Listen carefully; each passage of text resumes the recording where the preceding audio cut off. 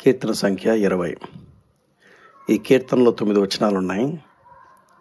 ఈ కీర్తనను 2 భాగాలుగా నేను విడగొట్టాను.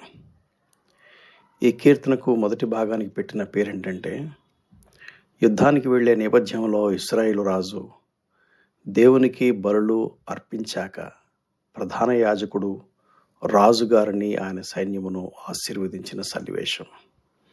ఆపత్కాలమందు యెహోవా నీకు ఉత్తరమిచ్చునుగాక, యాకోబు దేవుని నామము నిన్ను ఉద్ధరించునుగాక, పరిశుద్ధ స్థలములో నుండి ఆయన నీకు సహాయం చేయనుగాక, సీయోనులో నుండి నిన్ను ఆదుకొనుగాక, ఆయన నీ నైవేద్యములన్నిటినీ జ్ఞాపకం చేసుకొనుగాక, నీ దహన బలులను అంగీకరించునుగాక, నీ కోరికను సిద్ధింపజేసి నీ ఆలోచన యావత్తును సఫలపరచునుగాక.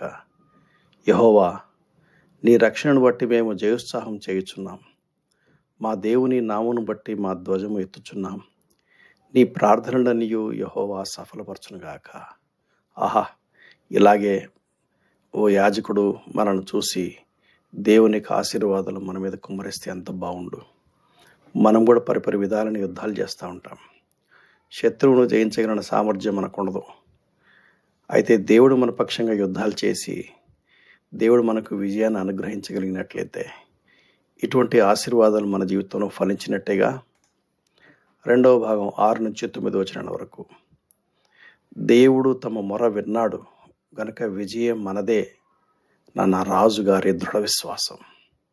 యెహోవా తన అభిషక్తిని రక్షించునని నాకు ఇప్పుడు తెలియను. రక్షణార్థమైన తన రక్షణ హస్త బలం చూపును. తన పరిశుద్ధాకాశంలో నుండి అతనికి ఉత్తరమిచ్చును. కొందరు రథములను బట్టి కొందరు గుర్రములను బట్టి అతిశయపడదురు. మనమైతే మన దేవుడని యెహోవా నామమును బట్టి అతిశయపడదు. వారు కృంగి నేలపడి ఉన్నారు, మనం లేచి చక్కగా నిలుచున్నాం. యెహోవా రక్షించుము, మేము మొరపెట్టినప్పుడు రాజు మాకు ఉత్తరమిచ్చునుగాక. ఈ కీర్తనకు పెట్టినటువంటి పేరేంటంటే, మన పక్షంగా యుద్ధం చేయమని సైన్యములకు అధిపతి అని యెహోవాను ఆశ్రయిస్తే విజయం మనదేగా. ఇటువంటి అనుభవం మనం కలిగి ఉండగలటకు దేవుడు మనకు సహాయం చేయనుగాక. Thank you. God bless you.